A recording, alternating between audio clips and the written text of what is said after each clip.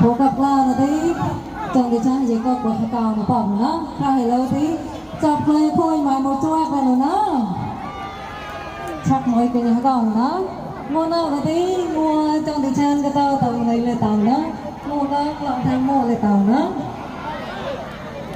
trong thì cha phôi người bài cho tao mà nhớ không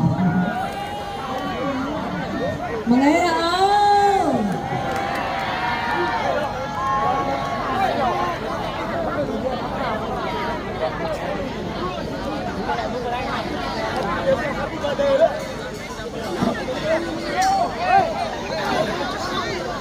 rồi gue lo gam gue ran gue mana gam gue lepas lain play lo tu aja gue play lo gam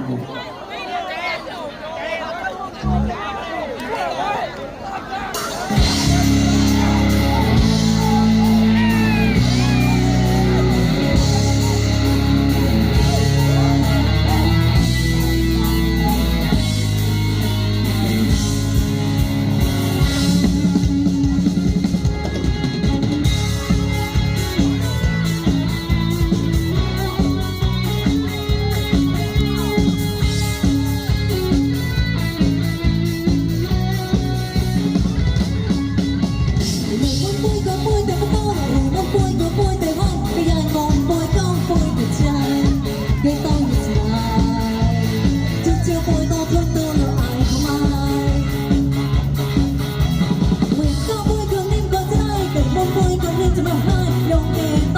những